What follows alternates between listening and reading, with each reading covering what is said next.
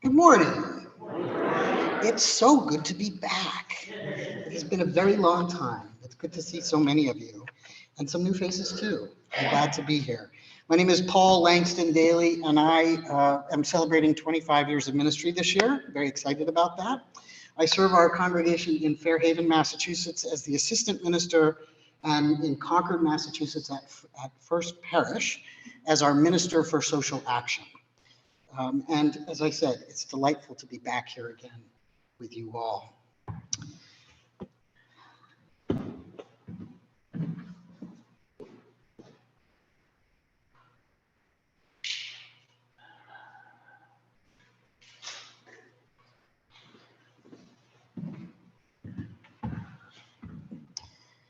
We light our chalice this morning with the words of Judith Quarles, entitled A Community of Faith.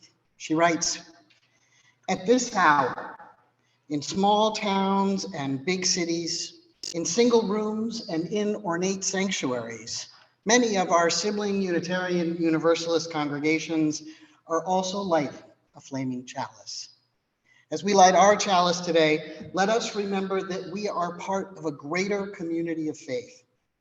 May this dancing flame inspire us to fill our lives with the Unitarian Universalist ideals of love, justice, and truth."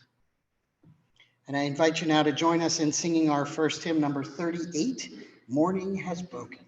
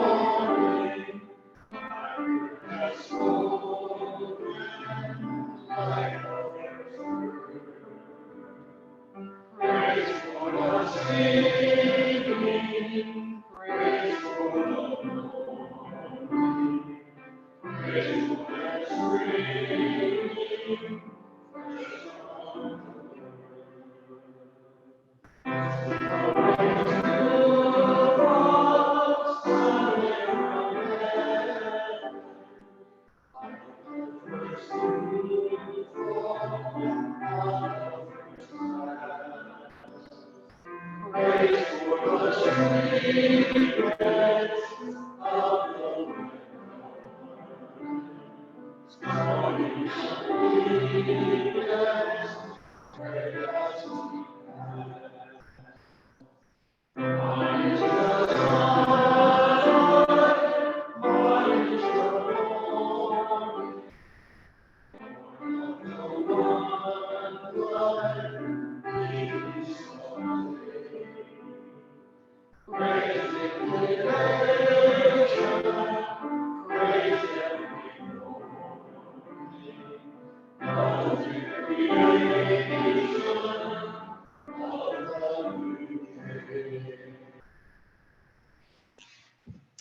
do you remain standing for the affirmation?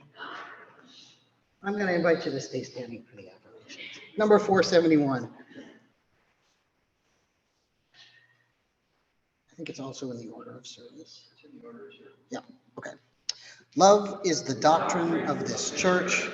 The quest of truth is its sacrament, and service is its prayer. To dwell together in peace, to seek knowledge and freedom, to serve human need, to the end that all souls shall grow into harmony with the divine. Thus do we covenant with each other and with God. Please be seated. Are there any announcements this morning? Yes. We got a microphone. Hang on a minute. We got a microphone coming for you. Good morning. I'm Reverend Marlene Hill. I'm the community organizer with United Interfaith Action. And I just came here this morning so that my husband and I could visit with you and that I'd be able to meet congregation. I know that you've been a part of UIA. I see two UIA members here in the corner. Al and Tristan, it's nice to see you. And Steve Camara as well, glad to see you as well. I'm looking forward to having a chance to follow in service to answer any questions you might have, anything that you would like to know about UIA. And in particular, we have a training that's coming up next weekend called the Prophetic School of Action. If you'd like to know more about that, just let me know. Great, thank you.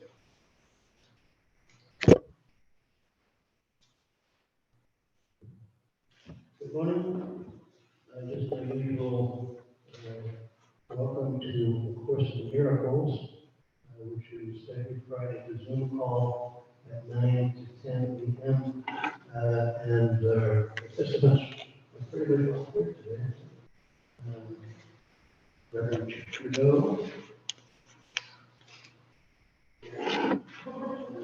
And listening Dave. It's quite a crew. It's something that will challenge what you think about your theology, your psychology, and your being.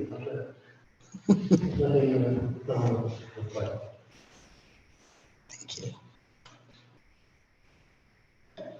Kid is away. Turn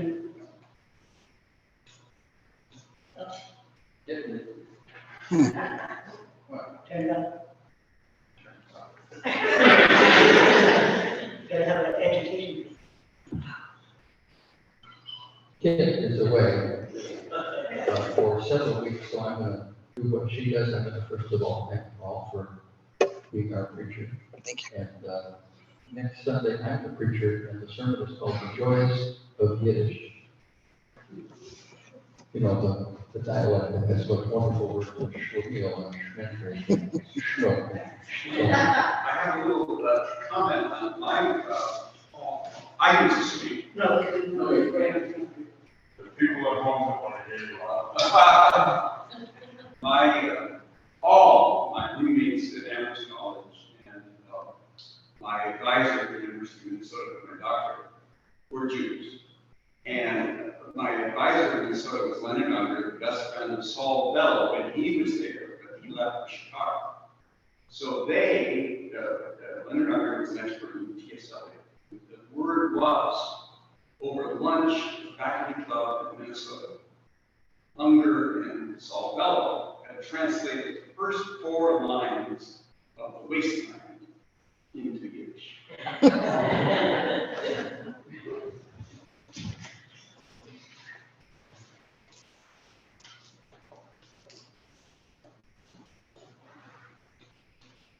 I just thought I'd explain myself a bit with the music because it sounds a little weird to you today. It's all music by a German Romantic era composer, Bernd Müller, and known for salon music, which is sort of like sentimental sounding music. And when one of my cleaning frenzies, I came across a little book full of these things and just have been having fun playing them. Great. Thank you. I have one here from announcement. I'd like Oh, to we got say- one last one. Yep. Okay. There's in the back.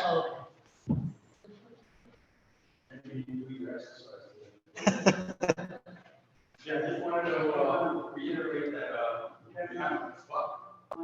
It is on. You got it. There we go.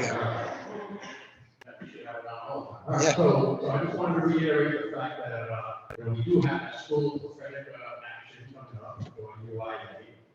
The actions that we've been taking in the past year have been on homelessness, have been on addiction, and also on school funding, equalizing school funding across the state, especially in our community. We've been down so far.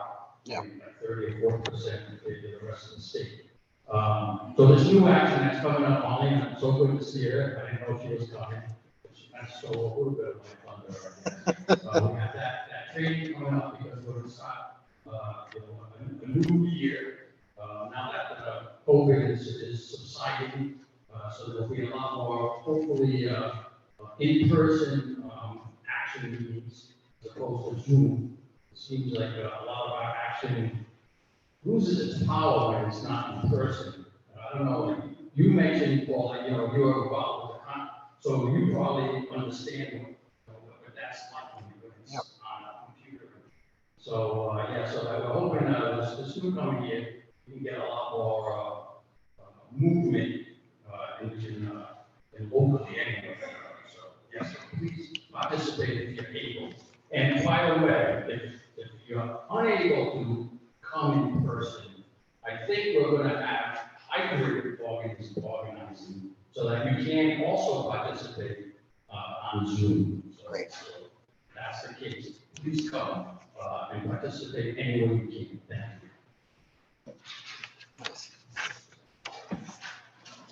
I just have one announcement. It's, I'd like to say welcome to Vernon Chandler, all the way from Bavaria, Germany, who is on us right now. I'm saying hello to everybody.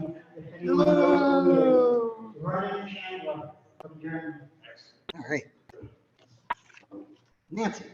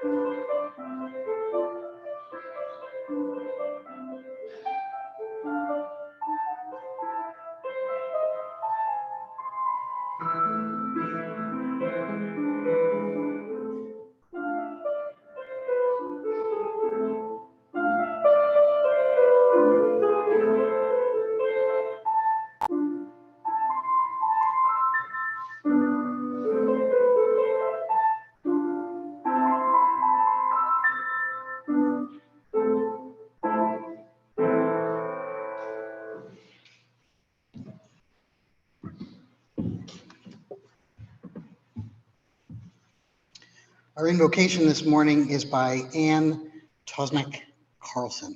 She writes, "It is not by chance that you arrived here today. You have been looking for something larger than yourself. Inside of you, there is a yearning, a calling, a hope for more, a desire for a place of belonging and caring. Through your struggles, someone nurtured you into being, instilling a belief in a shared purpose, a common yet precious resource that belongs to all of us when we share. And so you began to seek a beloved community, a people that does not put fences around love, a community that holds its arms open to the possibilities of love, a heart home to nourish your soul and share your gifts. Welcome home. Welcome to worship." And I invite you to join in our reading, our joint reading, responsive reading, antiphonal reading, number 594 in the back of your hymnal, Principles and Purposes for Us All. And as you're looking for that, I'm just going to tell you today is a little bit of an insider baseball service. So what I mean by that is that normally when I preach about things that are sort of more broad and outside of the denominational work that we do. But we are in the process right now of reviewing our principles and purposes, and there are some proposed changes that are coming, and you ought to know about that because we're going to vote about it at our General Assembly this year, and then there'll be a second vote the following year. And then that will determine whether or not we keep what we have or we change to something else. So I think it's helpful for congregations to be informed about this process, and I will say that many congregations are surprised at this point by this document. So sorry for the surprise. And the document that we're gonna talk about today, and that I actually have a few copies for you to read, is the final draft. It's the version that we're gonna vote on in June, okay? So we're gonna start with our principles and purposes, which are part of Article 2 of our bylaws. Not so exciting, but the principles and purposes are. So if you'll join me in reading, if you all would read the piece part in italics. We affirm and promote the inherent worth and dignity of every person.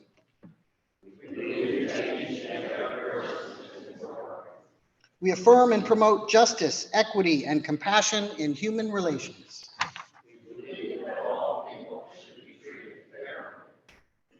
We affirm and promote acceptance of one another and encouragement to spiritual growth.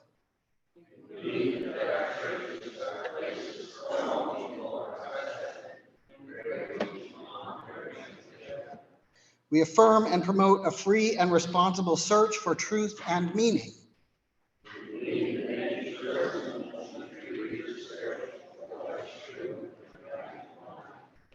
We affirm and promote the right of conscience and the use of the democratic process.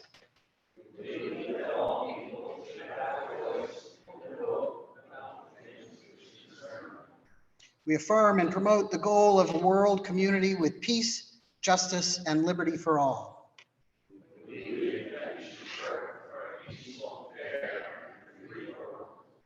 We affirm and promote respect for the interdependent web of life, of existence, of which we are all a part.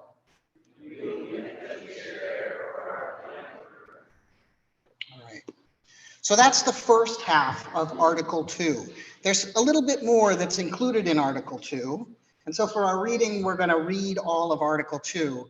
And it's not going to be all me. I've invited a couple of other people to share this because it's a lot of words. So the second half of Section 1 says, the living tradition from which we draw, shares from many sources. Direct experience of the transcending mystery and wonder affirmed in all cultures, which moves us to a renewal of the spirit and an openness to the forces which create and uphold life. Words and deeds of prophetic people that challenge us to confront powers and structures of evil with justice, compassion, and the transforming power of love. Wisdom from the world's religions which inspires us in our ethical and spiritual life. Jewish and Christian teachings which call us to respond to God's love by loving our neighbors as ourselves. Humanist teachings which counsel us to heed the guidance of reason and the results of science and warn us against idolatries of the mind and spirit. Spiritual teachings of earth-centered traditions which celebrate the sacred circle of life and instruct us to live in harmony with the rhythms of nature. Grateful for the religious pluralism which enriches and ennobles our faith, we are inspired to deepen our understanding and expand our vision. As free congregations, we enter into this covenant, promising to one another our mutual trust and support. So who has section 3?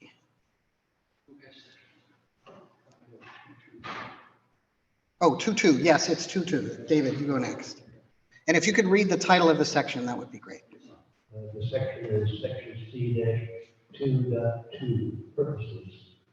The Unitarian Universalist Association shall devote its resources to and exercise its corporate powers for religious, educational, and humanitarian purposes. The primary purpose of the association is to serve the needs of its member congregations, organize new congregations, extend and strengthen Unitarian Universalist institutions, and implement its principles.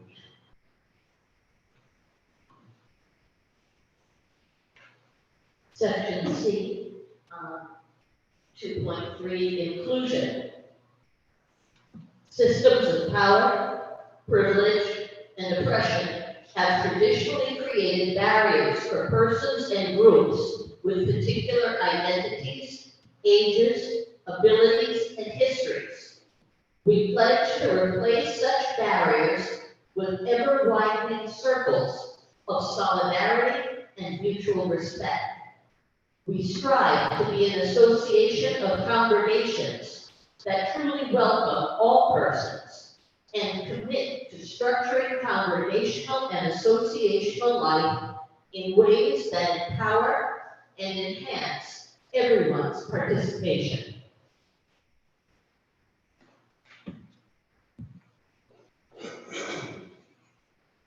Section 4, freedom of belief. Nothing herein shall be deemed to infringe upon the individual freedom of belief, which is inherent in the Universalist and Unitarian heritages, or to conflict with any statement of purpose, covenant, or bond of union used by any congregation, unless such is used as a creedal text. Thank you. So that's a lot of words. So I'm going to invite us just into a moment of silence before I begin our prayer meditation. So I'd like to just invite you to take a deep breath and to settle into the words that you just heard and to just notice what stands out for you.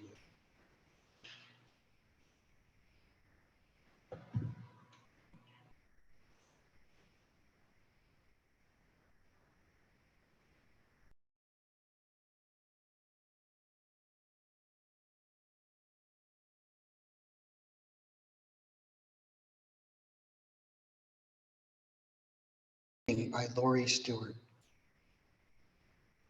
In the spirit of community and a sense of purpose in our ministry, let us commence to discover our strengths, our concerns, our grief, and our joy. Let this journey be one of love, authenticity, and reverence. Let us shape our lives, our work, and our days and as an expression of that joy, that love, and our commitment to service and to each other.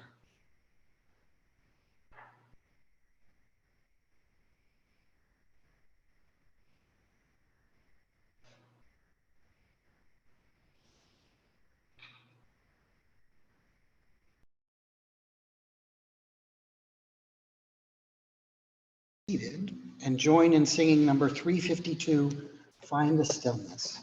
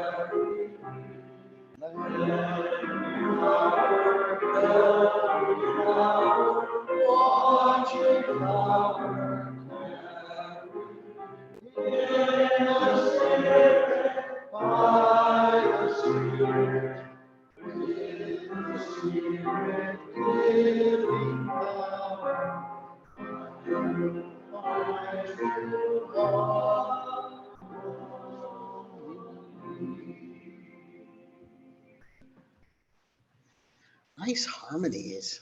Thank you. How many of you came into Unitarian Universalism because of the principles and purposes? 2, 3, 4, 2, 3, 4. All right. I was one for sure, right? They're pretty good. The first time I entered a Unitarian Universalist church and I saw the rainbow flags and the principles and purposes, I knew this was something different, something vital and alive that I had never seen before in religious community. I believed that this was a faith that could hold me and sustain me and transform me. From the first to the seventh principles, I found kindred spirits and a sense of hope. And the eighth principle is a dynamic addition to our current list. We are part of a living tradition, sometimes called a movement, as much as a faith. This is because we do not believe that revelation is sealed. Instead, we believe that evolution, dynamism, and growth occur in individuals and by extension in our systems. We move with the times, the way that language changes and hearts expand. With this knowledge, our bylaws require us to revisit Article 2, our collective statement of purpose and principles, inclusion and freedom, every 15 years, whether we want to or not. This is to reflect on our theological understanding of what it means to be a living tradition. Change is hard, and we have all been through some significant changes in the last few years. I don't know about you, but I keep waiting for a moment to catch my breath, and it keeps not coming. And not quite yet, right? Still can't catch our breath. And here we are in the midst of this radical change in our association to rethink and redefine and re-articulate how we are who we are. And with these changes, we have found new ways to articulate our faith. George Floyd's death was a pivot point for the nation and for our association, and pushed many in our faith in new directions with new understandings and new recognitions of what it means to be a person of color in this country. And I don't know if any of you had the courage to watch the video of the most recent beating in Mississippi. I have not seen it yet. That's a privilege that I have to not watch that video as a white person. I don't know yet if I will watch it.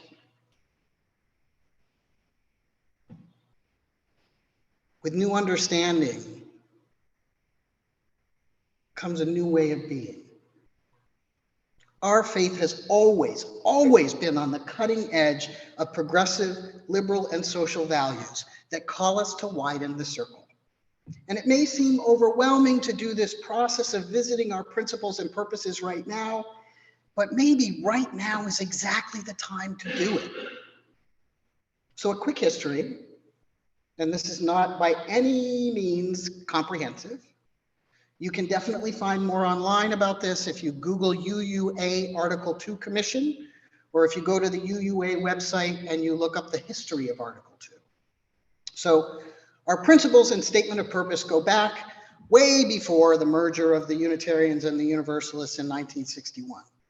And some of those statements included things like the Cambridge Platform and the Winchester Profession, but they also included another statement of faith written by William Ellery Channing in 1887 and another one in 1836, drawn by the Study of Values by the Unitarian Commission on Appraisal in 1936.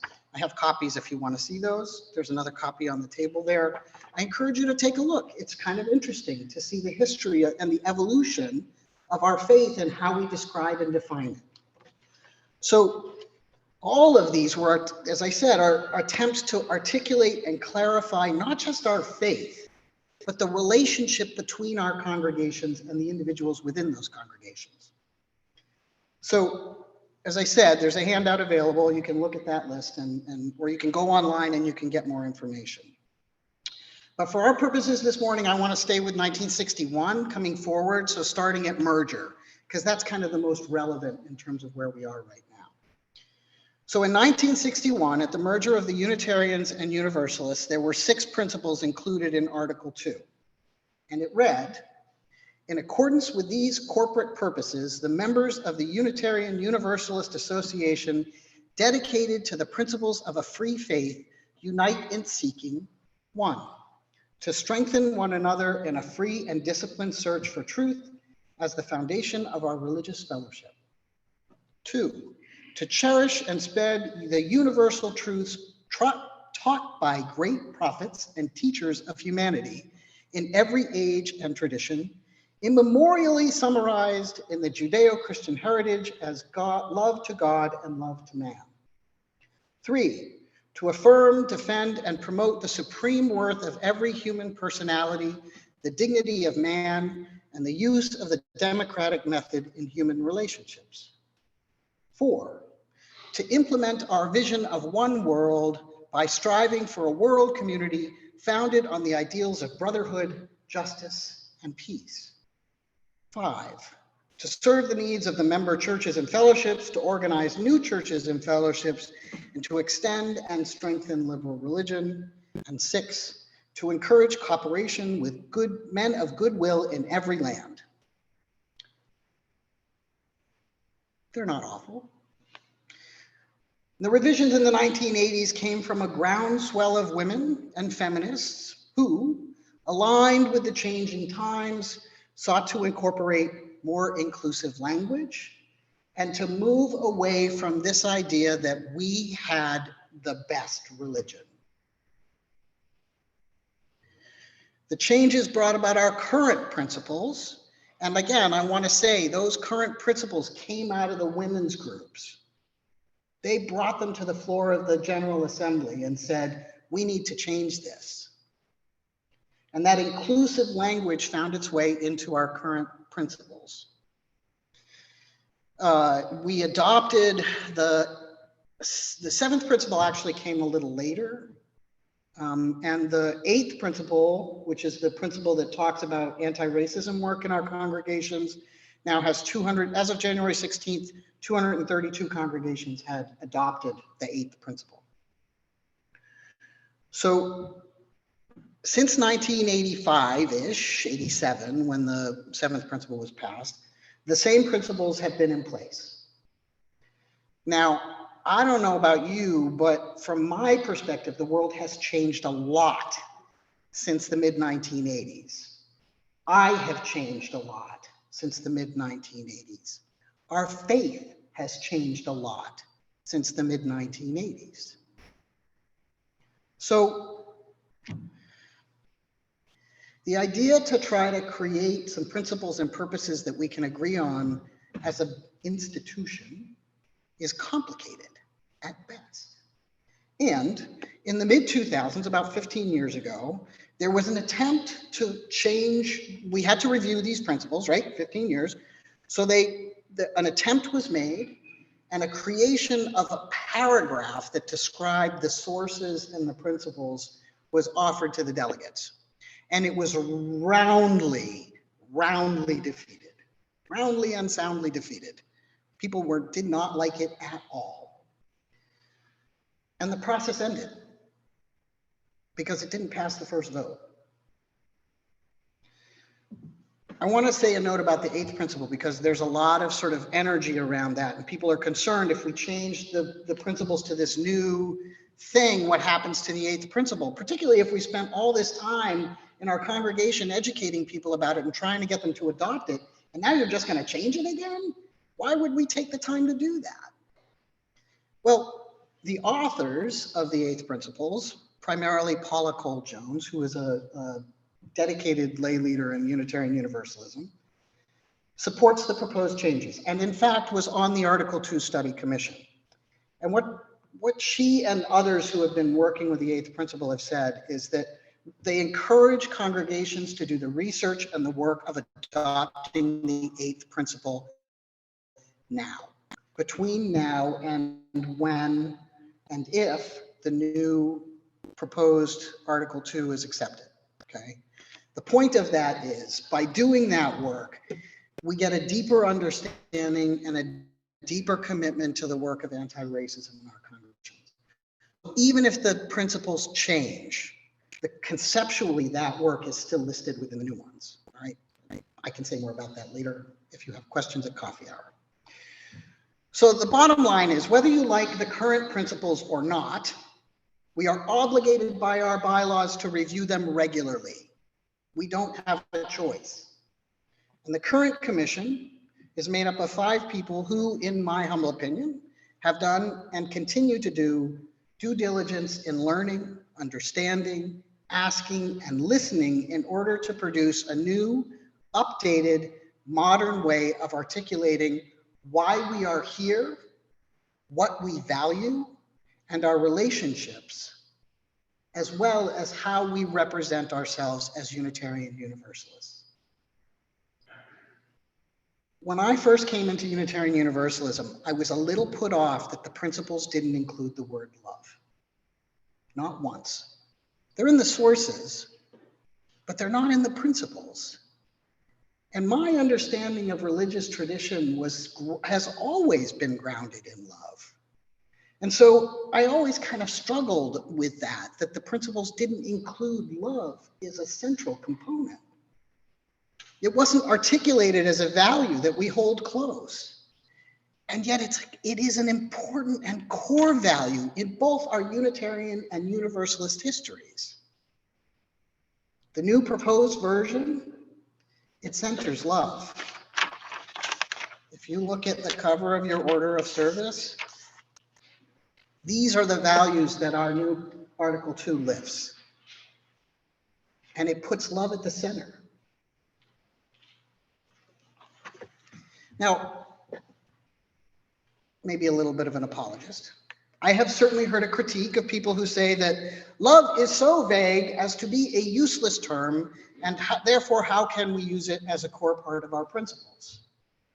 I'm going to go back and say that every religious tradition that I've ever had any experience with centers love. If we don't know what we mean by that, oh boy, we are in deeper trouble than I think, right? And I would also argue that in 2009, I was living in Arizona when the Show Us Your Papers bill was passed, and a whole bunch of Unitarian Universalists came out the following May to represent, right? To basically like say, this is not okay. And it was right after the launch of Standing on the Side of Love, and those orange shirts or those yellow shirts, have you seen them? The Standing on the Side of Love shirts.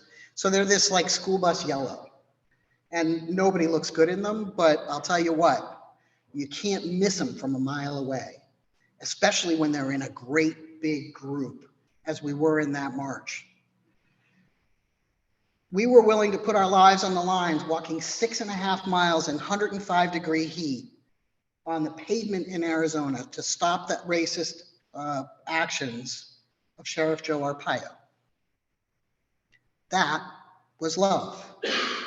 And many others were arrested for protesting his dehumanizing behavior, including the president of our association, Susan Frederick Gray.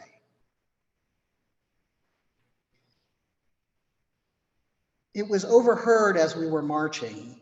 People from other groups kept saying, oh, look, it's the love people because of our shirts. And yet love doesn't show up once in our current principles. Another definition I particularly like is that from Dr. Cornell West, professor of philosophy at Union Theological Seminary and professor emeritus at Princeton, who said, justice is what love looks like in public, just as tenderness is what love feels like in private. We know love when we see it. And what I learned in Arizona is that love isn't always soft and gentle, bunnies and kittens. Sometimes love looks like a mighty roar. So the language used by our commission to shape our principles comes from interviews, open meetings, listening circles, conversations, meetings with stakeholders, online discussion listening circles. It comes from us. Though I will say, and it's a critique of pretty much any institution, but particularly the UUA, they do a lousy job of communicating this stuff out to the congregations. Because I'm willing to bet most of you didn't even know this was happening. And we're at the end of a 3-year process. The final draft is available for us now. All of the input has already been gathered. And any changes that were going to be made have been made. There might be some small tweaking at our general assemblies, but what you see is what you get. So we're not good at communication at the congregational level, and we're definitely not good at it at the UUA level. So we need to improve that, and I hope that that's something we can do. And again, as I said, at our General Assembly this year in June, we'll take the first of 2 votes to accept or reject these proposed changes to Article 2. It is my hope that we will not engage in knee-jerk reactions to reject, but instead, we will honor the work that this dedicated group has done over the past 3 years and delve deeply into this process with open minds and open hearts. Whether we approve these revisions or not is less important than the process itself. What is the quality of our conversations as we talk about the values that we hold as Unitarian Universalists? What are the central values for us? This is a process that asks us to engage in the living tradition, to review and reflect on who we are, why we are here, and how we share our good news. This is vital, and it keeps us relevant as the times change. We do not have a creed, and the last clause of Article 2, the freedom of belief clause, is one of the pieces of our bylaws that make our faith different from others. These principles provide a general framework for understanding what we believe and what we center and what we value, not just for those seeking a spiritual home, but for those who are already home. Now, there is a congregational study guide. It's now a little outdated because it was set up before the final draft came out.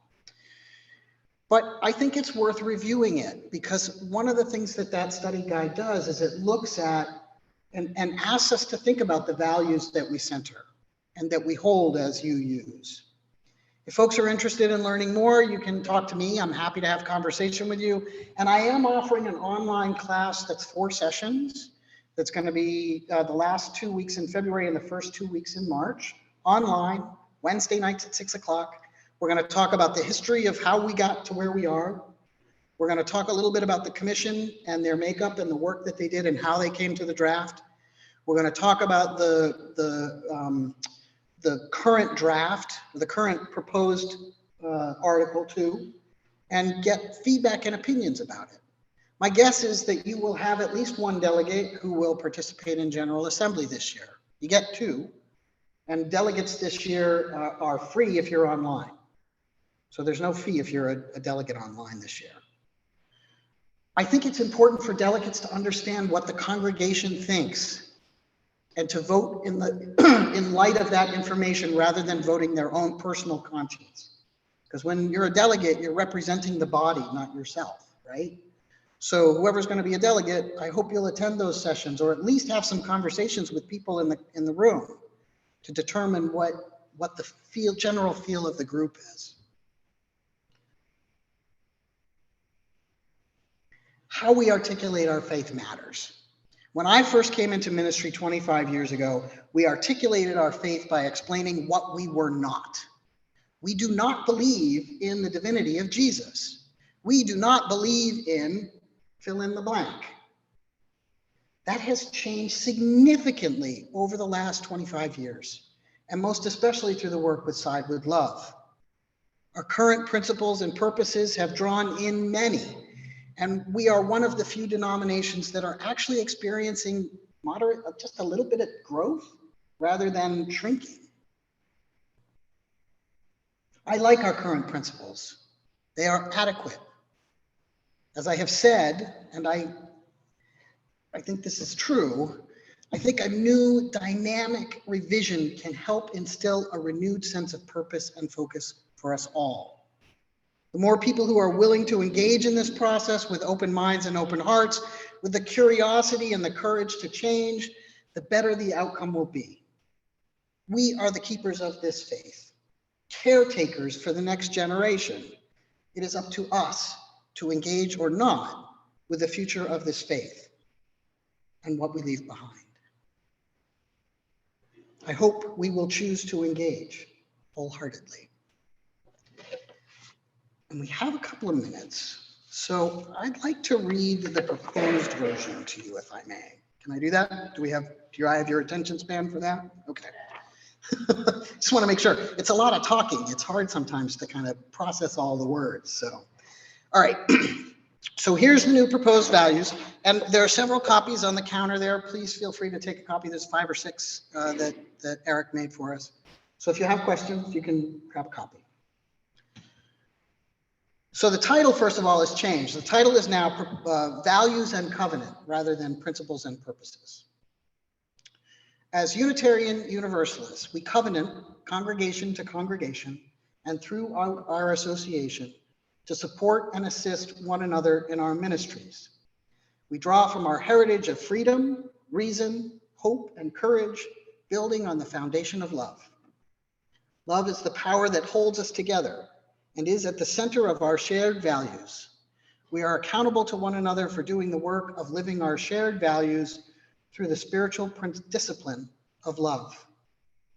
Inseparable from one another, these shared values are interdependence.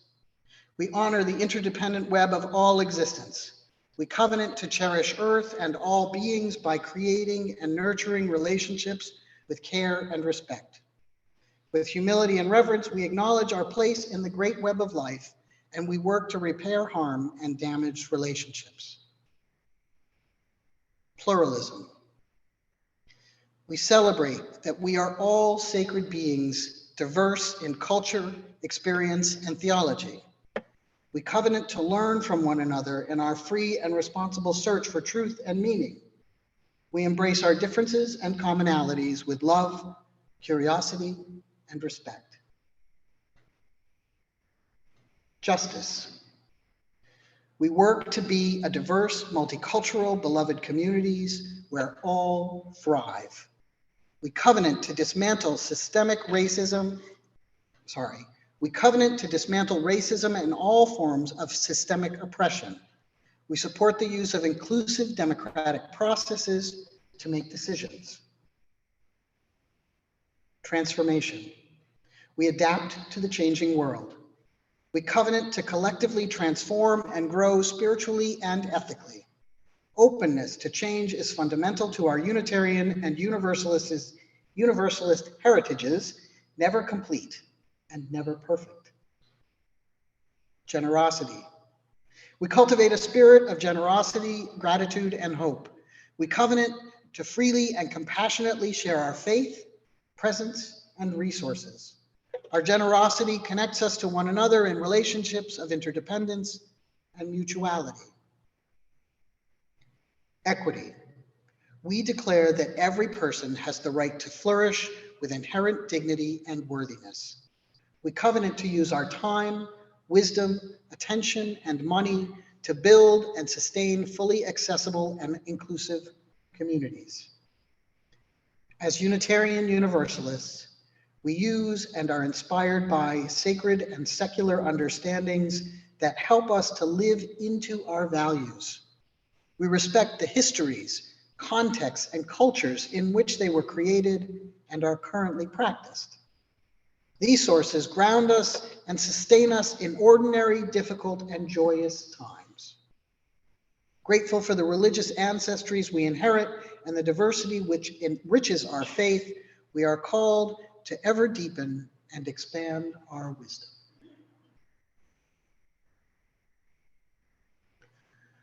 So those are the proposed changes. A little different from what we currently have. I hope you will engage in deeper conversation around that and to consider these changes and what they could mean to our faith moving forward. So may it be, and amen. At this time in our service, we invite you to give generously to the work that we do to care for those within this congregation and those beyond these four walls. We thank you for your generous gifts this morning.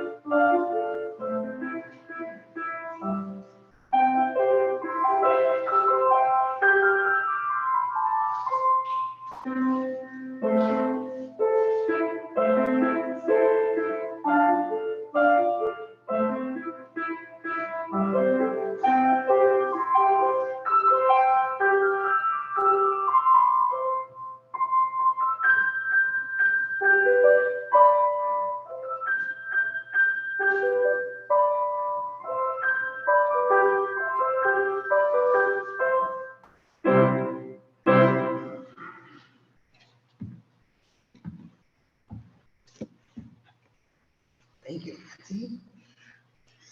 At this time in our service, we invite you to share joys or sorrows you may be carrying with you in your heart this morning.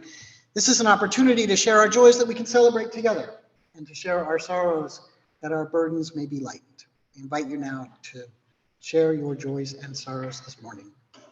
I just wanted to add a footnote to that wonderful Welsh carol, the first one saying morning is broken. Blackbird has spoken like the first bird. Not an American blackbird, the English and Euro blackbird who died on the stage. I couldn't speak of some bird song. And they, for instance, one I heard in Dorset, they're all different. Who wants to? Okay, this one in Dorset.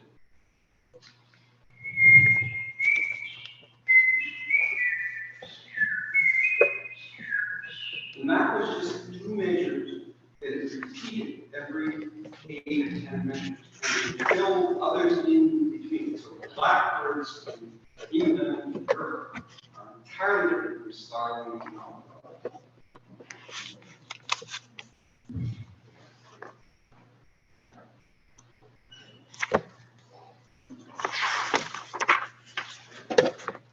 Doug Forrest fell again, so he could be able to come today. So, last week I said I was worried about my wife who was hospitalized. She came out of the hospital on Tuesday, and she's finished now a regimen of oral antibiotics, and she's feeling much better. She went for a long walk yesterday. She's going to see her regular physician.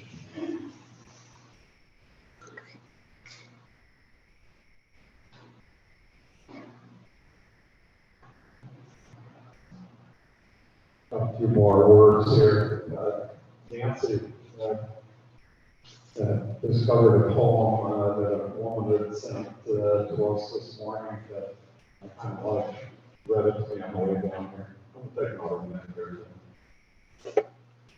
This is by Lindy Thompson. It's called I Go to Sing. I might be exhausted and the children might be cranky, but I will be going to church on Sunday. I don't know who's preaching, doesn't matter. It's all good. The sermon may be helpful or not, holds my attention or not. It's the singing. I go to sing.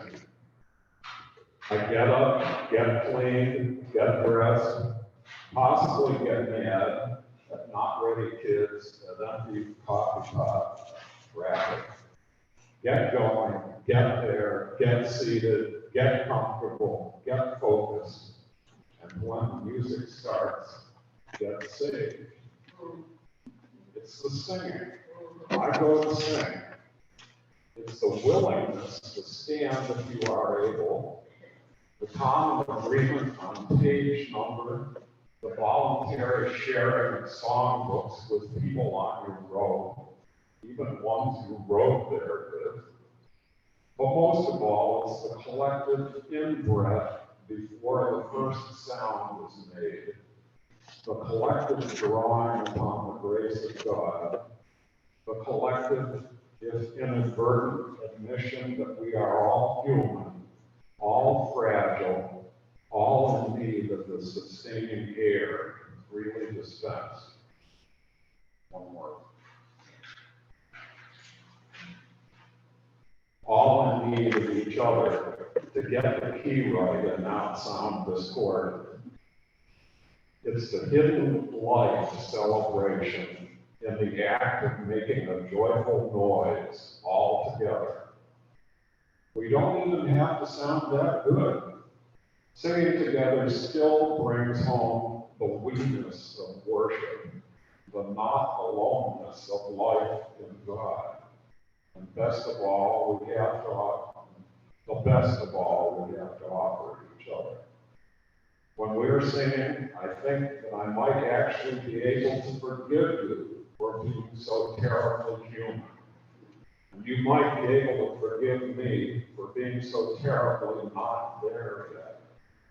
And we might be able to find peace now, not postpone it for some heavenly hereafter, but live and breathe it today, drawing on the grace of God, voicing out our need and hope and gratitude and longing. When we are singing, I can feel the better world coming.